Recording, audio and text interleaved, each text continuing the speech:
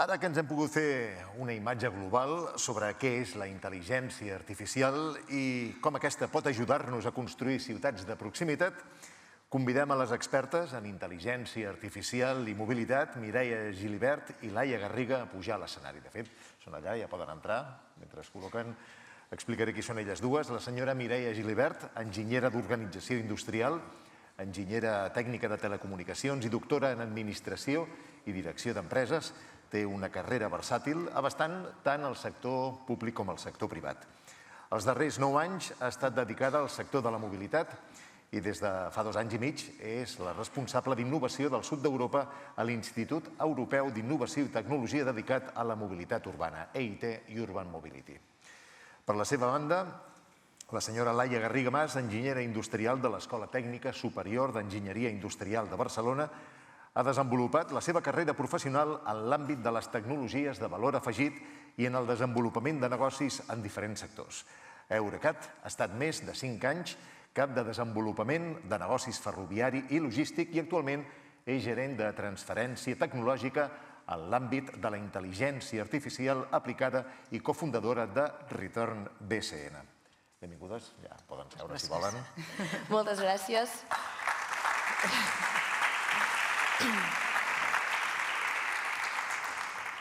Moltes gràcies per la... digues. Jo havia de dir una cosa. Jo us volia deixar unes preguntes aquí sobre la taula o aquí i jo me'n vaig, us deixaré l'escenari per vosaltres. Moltes vegades parlem d'intel·ligència artificial sense acabar de tenir ben bé clar de què estem parlant. Quin és l'objectiu de tot plegat? És la tecnologia un fi o hauria de ser el mitjà per aconseguir resoldre necessitats reals? Altres qüestions, per exemple, quan parlem de solucions personalitzades, estem contemplant les necessitats que tenen els diversos col·lectius o estem generalitzant? Ens estem deixant persones pel camí? Qui governa els espais de dades? Què està fent Europa i què s'està parlant a Brussel·les per estandarditzar les regles del joc? Que no sigui dit, que no us he deixat preguntes, qüestions aquí a l'aire, perquè vosaltres sigueu les responsables ara mateix de debatre-les i explicar-nos-les. Endavant, gràcies. Molt bé, gràcies. Primer de tot, gràcies per convidar-nos. En el meu cas ha sigut tot un honor perquè soc manresana de tota la vida. Llavors, quan vaig rebre la invitació, sempre em va fer molta il·lusió. I jo, ja us han dit, soc Laia Garriga. He vist algunes cares conegudes just abans d'entrar, per tant, estic aquí dalt gairebé entre col·legues, entre amics del sector, i per tant, la majoria ja em coneixeu i molt contenta d'estar aquí i agrair a l'organització que hagi pensat en nosaltres per fer aquesta xerrada, jo diria, més inspiracional que una altra cosa, sobretot per posar carn per discutir a les taules que vindran després. Aquest és una mica el nostre objectiu. Sí, i de fet agafant el fil una mica amb la xerrada anterior que comentava, quan comença la calculadora, etc. i ara arriba la intel·ligència artificial, a mi el que m'agradaria començar és en dir que la intel·ligència artificial ja es va començar a parlar als anys 50 del segle passat. Vull dir, no és una cosa nova, als 1950 ja es va començar a pensar que les màquines podien aprendre. Llavors, ara s'ha popularitzat, gràcies, lògicament, a la IA generativa, perquè ens ha arribat, o sigui, ens ha arribat a tots els usuaris que tenim una aplicació que amb el ChatGPT li demanem i ens respon. Però, de fet, fa bastants anys que utilitzem, per exemple, Google Maps i que ja ens prediu, segons l'hora del dia que jo vull anar a Barcelona o on sigui, quin és el millor transport públic, si hi haurà tràfic, etc. Per tant, aquestes prediccions ja fa 10 anys que les tenim, no és una cosa nova. També moltes vegades poso com a exemple, per exemple, el traductor de Google. És un altre exemple d'eina que integra intel·ligència artificial que fa molts anys que la majoria de nosaltres utilitzem. I m'agrada posar-la com a exemple perquè hem sigut nosaltres mateixos els que l'hem entrenat, aquesta eina. Quan va començar el traductor, ostres, a vegades traduïa i acostumava a traduir molt malament. Però què feia el traductor? Ens preguntava a nosaltres si aquella traducció era bona o no era bona. I a més ens demanava que li féssim una suggerència de millor traducció. I nosaltres, que ens agrada jugar, a la majoria de nosaltres, què fèiem? Li donàvem eines, és a dir, l'entrenàvem. Amb això es basa la intel·ligència artificial. La intel·ligència artificial es basa en models estadístics. No és precís com han dit a la conferència anterior, perquè no és 2 i 2 més 4, sinó que es basa en models estadístics, o la base de primeres són aquests models estadístics, i com sabem, l'estadística no és exacta. Per tant, hem de partir d'aquest punt, que al final aquests models els hem d'entrenar. Entrenar-los significa arribar a solucions on el marge d'error sigui cada vegada més petit i, sobretot, començar a treballar en tecnologies que ens permetin reduir els temps de resposta. Perquè si estem parlant sobretot de mobilitat, on volem respostes gairebé al moment, doncs hem de seguir treballant en millorar tecnologia, sobretot per reduir el temps de computació.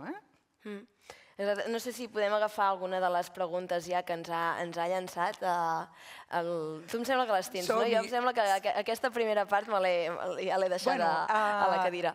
No passa res. El primer repte que ens posava damunt de la taula era si les dades són representatives del que realment tenim al nostre entorn.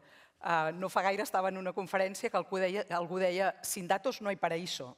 O sigui, la intel·ligència artificial en si mateixa no té cap interès si les dades que nosaltres utilitzem realment són de qualitat i són representatives del que nosaltres volem treballar. Sin datos no hay paraíso. Jo em vaig quedar molt en aquesta frase perquè al final, ostres, realment estem jugant com volem jugar? Les dades estan incloent tots els col·lectius?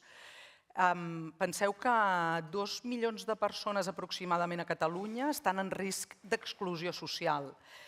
Quan fem planificació de la mobilitat, tenim en compte aquestes persones i, per tant, aquí les dades són clau. És a dir, quan nosaltres generem models d'intel·ligència artificial per millorar la nostra mobilitat, les dades sobre aquestes persones estan incloses en aquests models?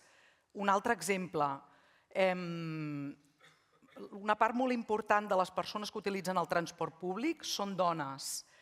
Les dades que utilitzem per planificar, per gestionar, per millorar la mobilitat, inclouen la percepció de seguretat de certs col·lectius? Percebim la seguretat de la mateixa manera? S'ha parlat del terme seguretat just al començament, però es parlava des d'un punt de vista d'accidentalitat o no accidentalitat. A mi m'agrada anar una mica més enllà i és podem utilitzar la tecnologia per tenir aquestes diferents perspectives integrades en aquests models per poder prendre millors decisions? Des del meu punt de vista, sí. Sí, no només això, que ara que parlaves també del tema de les dades, exacte, ens basem bàsicament, ens basem en aquestes dades per... Al final la intel·ligència artificial no deixa de ser el que comentes, no? Vull dir, no hi ha intel·ligència artificial sense aquestes dades darrere. Per tant, com més, per exemple, hi havia l'exemple també de segons quins barris, si en un barri es generen moltes dades, la planificació serà molt millor en aquest barri i potser deixes de tenir en compte un altre barri. Llavors, quan estem planificant transport públic, potser planificaràs molt més bé un barri i deixaràs en exclusió l'altre perquè no tens aquestes dades.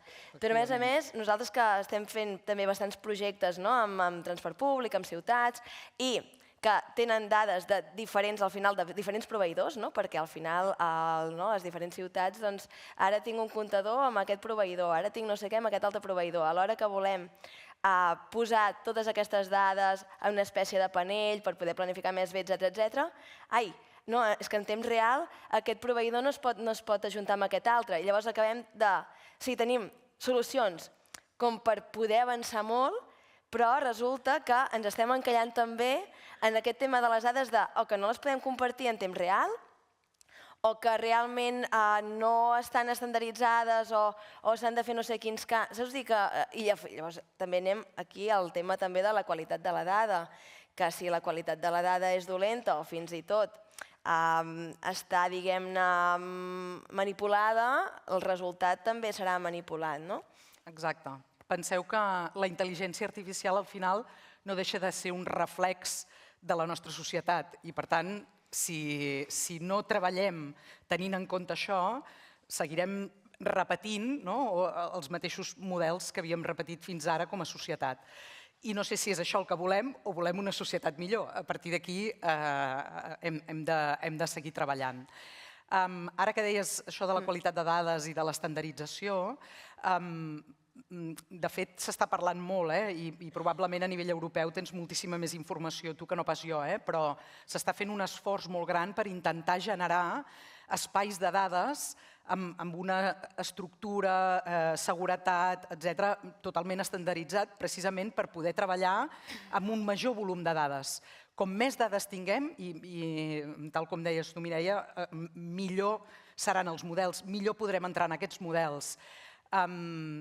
Jo, per mi, aquí el repte més gran no és tant la tecnologia, que penso que ja comencem a tenir tecnologia molt madura per poder-ho fer, sinó la governança, no? És a dir, de qui són aquestes dades, com ens posem d'acord per poder-les compartir. Penseu que podem tenir dades de forma aïllada, no? Cada operador de transport, per exemple, estic segura que té un munt de dades per poder-se fer servir, però moltes vegades no tenim els mecanismes per poder compartir aquestes dades i poder, diguem-ne, donar el màxim valor en els nostres models.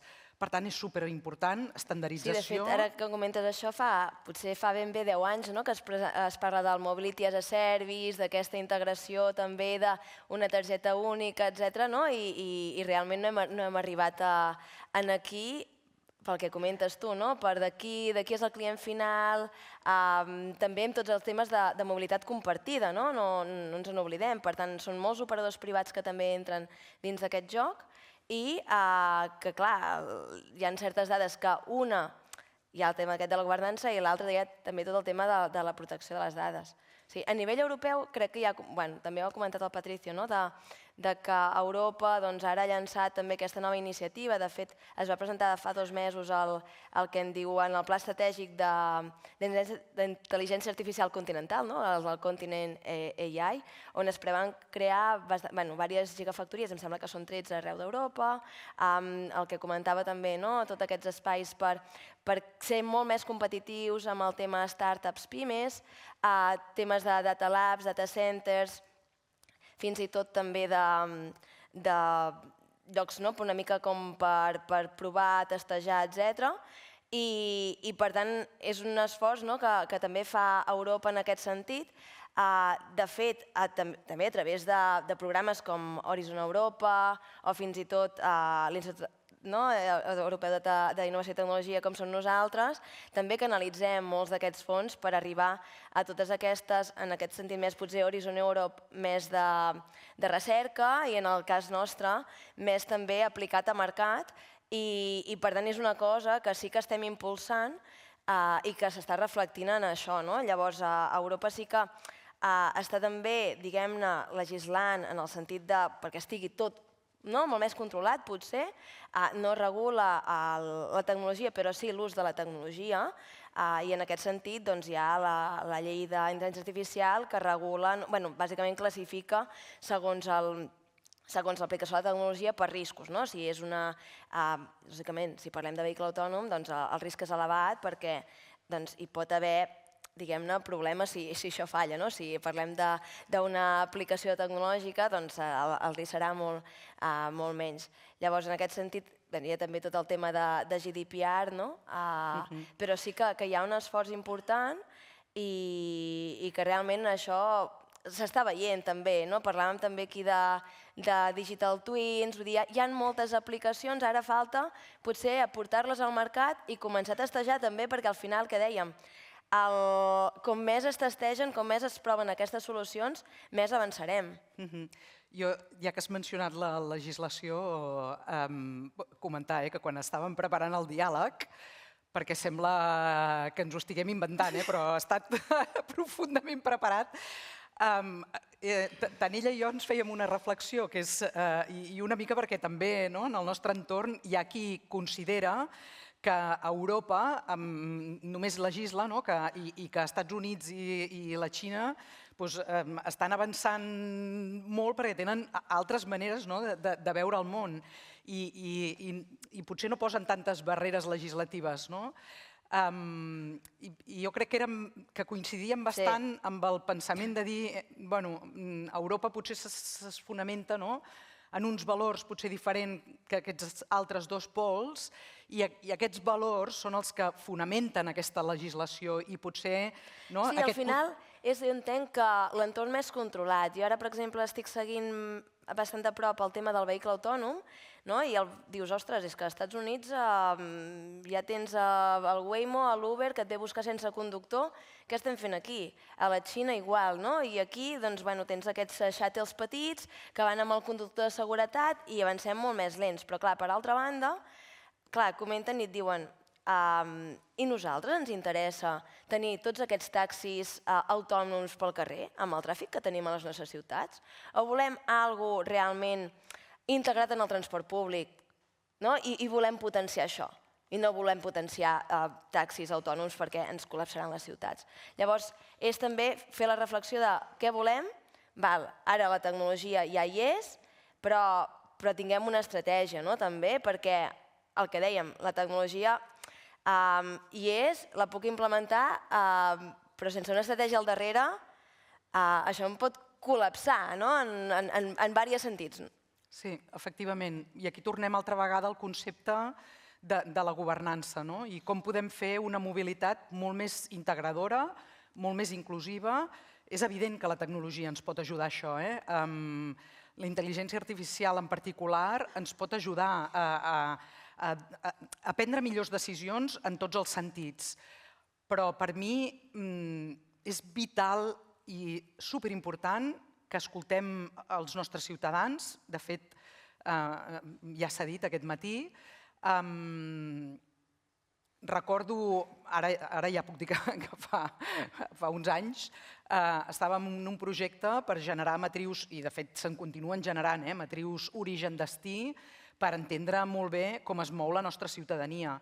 Però què passa amb els que no es poden moure? Ja no només a grans ciutats, sinó fins i tot a les zones rurals. Els nostres models de mobilitat, aquesta intel·ligència artificial integra informació sobre les necessitats en zones rurals, integra informació sobre persones que no es poden moure, entenem la mobilitat com un dret i que, a més, pot ser un factor determinant per intentar disminuir aquestes diferències.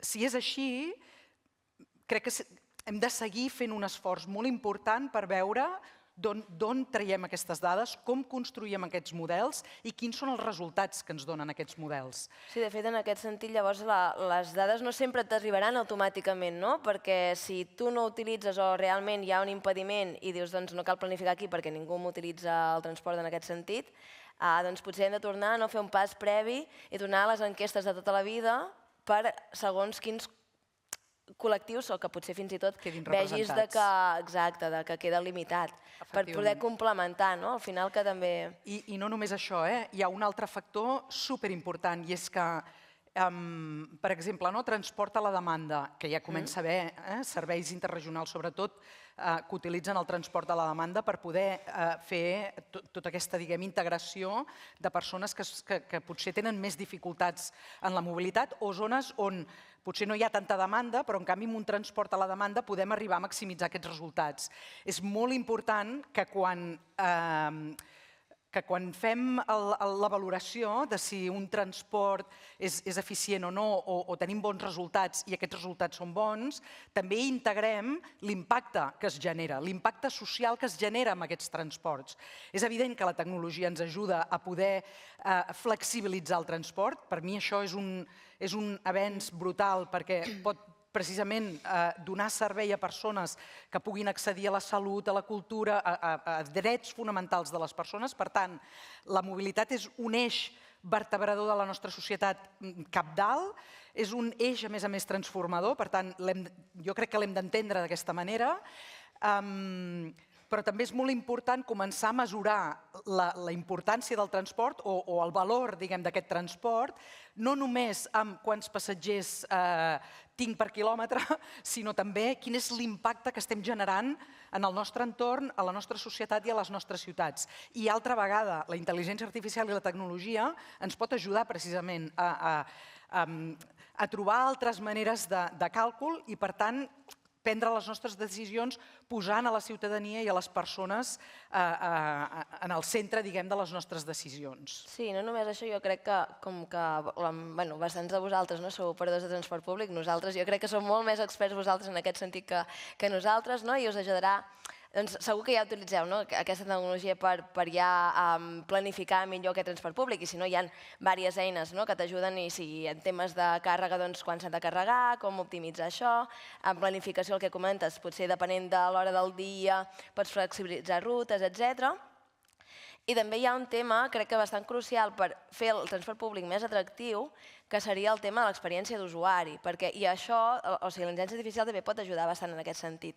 Comentava l'alcalde al matí que targuem 1 hora i 25 minuts a arribar a Barcelona, que això és el que passava al principi que es va inaugurar la línia, i en aquest sentit jo soc usuària bastant del transport públic, i en aquest sentit treballo a Barcelona, per tant, bastant usuària de Renfe també, i dius, val, doncs hi poden haver diverses, diguem-ne, limitacions en el sentit que hi ha, potser la infraestructura no és la més adequada perquè el tren vagi més ràpid, tenim moltes més estacions, etc. Doncs per què no fem també més atractiu, diguem-ne, el transport des de dins? I això també, la intel·ligència artificial et pot ajudar. Quan jo vaig a buscar el tren, ostres, em podria també més o menys dir, mira, vés-te'n al vagó 3, no? O fins i tot, que ara jo crec que ja s'està millorant en aquest sentit també, tenir diguem-ne, la predicció de quan arribarà el tren per no haver-me d'esperar 1 hora a l'estació o no haver de saber per l'antic Twitter X, de si hi ha una avaria als trens i la línia va malament. Llavors, tota aquesta experiència d'usuari també farà que sigui molt més atractiu el tema del transport públic, que és una de les altres històries que dèiem, que al final vols portar la gent del cotxe al transport públic. Per tant, pots fer també tots aquests models, però clar, necessites també saber... Sí, i això va lligat, si parlem d'experiència d'usuari, amb el que dèiem una mica de la sensació, la percepció de seguretat. Fa no passa, estàvem amb una gent que estan estudiant quines distàncies estem disposats a caminar quan ens desplacem d'un punt a un altre.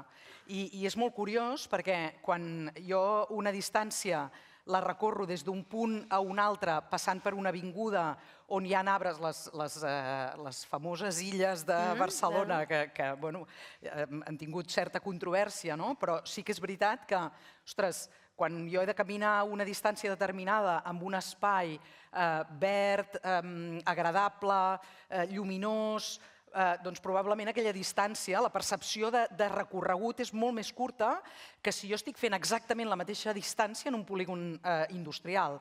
Aquesta gent ha estat estudiant, a través de diferents models i a través de la tecnologia i intel·ligència artificial, primer, quines són les distàncies reals d'un punt a un altre i com les percebem des d'un punt de vista de nosaltres mateixos en funció de com estan els espais, de com són aquells espais. Clar, i ara posem la part de gènere. No és el mateix, la percepció, diguem, de seguretat no és la mateixa en les dones, ens agradi o no, és així, en un espai, un polígon industrial fosc on només hi ha una llum cada no sé quants metres, que exactament la mateixa distància en un lloc concorregut.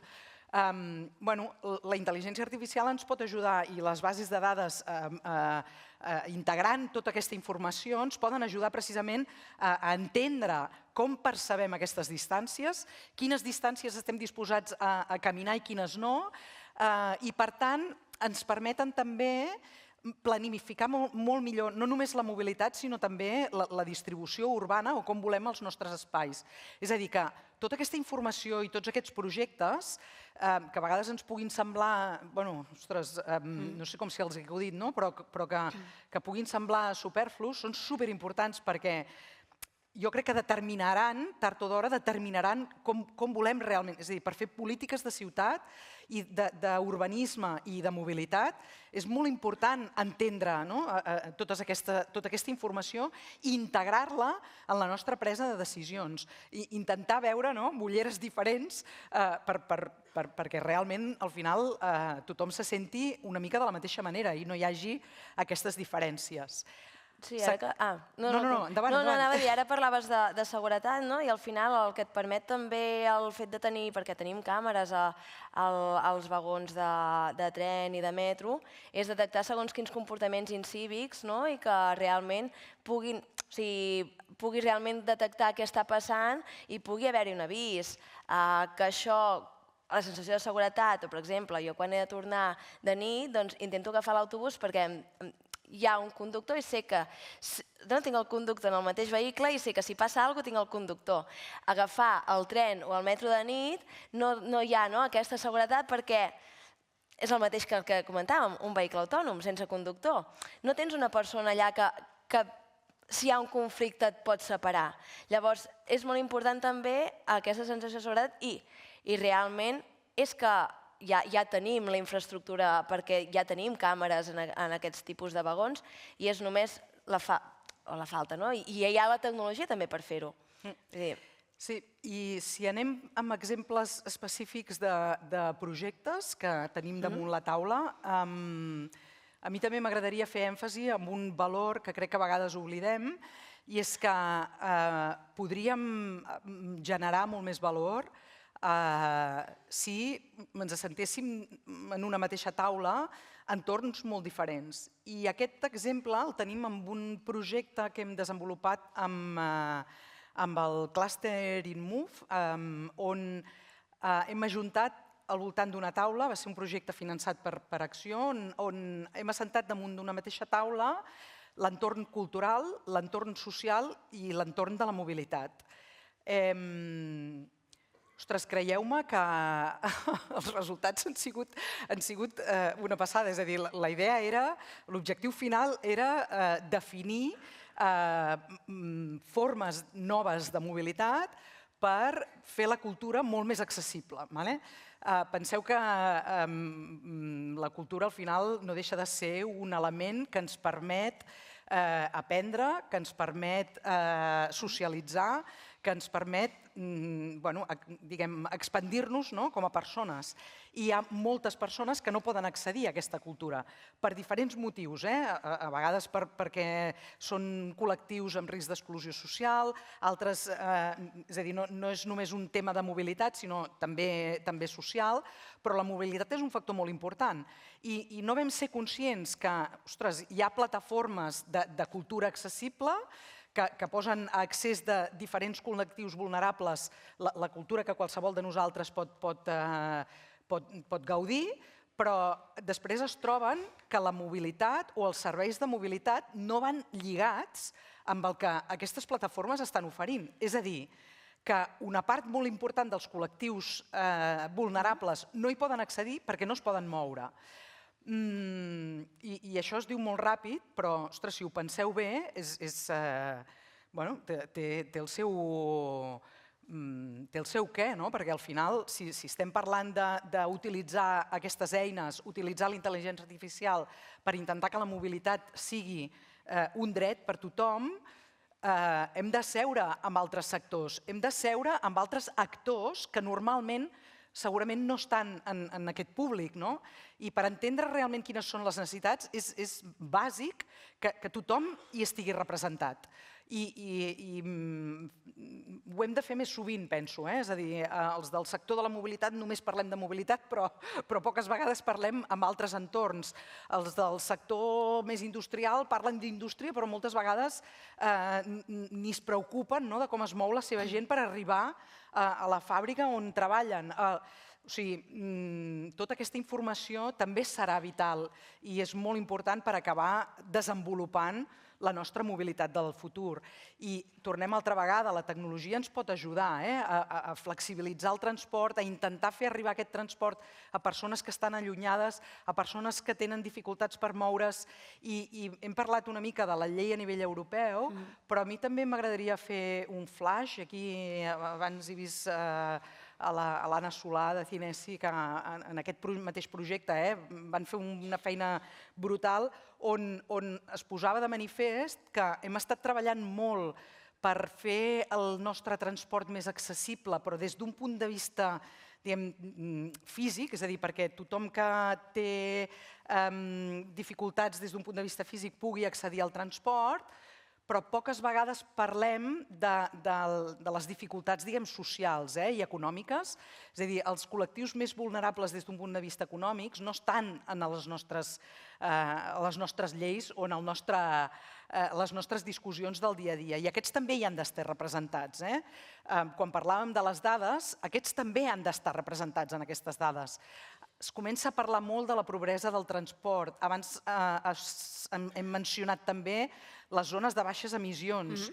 Ostres,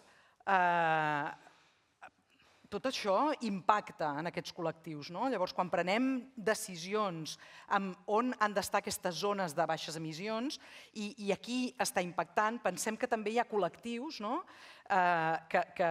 que depenen d'un cotxe que fa 50 anys que tenen funcionant i que si els hi traiem aquesta possibilitat els hi traiem el pa que mengen. Llavors, tota aquesta informació, totes aquestes dades, hem de pensar també com construïm aquestes bases de dades perquè tot això també estigui integrat en els nostres models. Sí, jo crec que les eines hi són, perquè el que comentàvem, tenim eines tecnològiques per planificar millor el transport públic, eines per planificar també la zona de baixes emissions, tenint en compte diferents factors, que és el que ens deixa també fer la intel·ligència artificial, tenint en compte diferents factors de si plou, de si depèn de l'hora del dia, etcètera, i de com hi ha, o de com es valora aquest impacte, que al final és la gràcia. I jo crec que les solucions tecnològiques hi són, i el que falta potser també és el coneixement i aquesta transferència tecnològica potser cap a l'usuari final.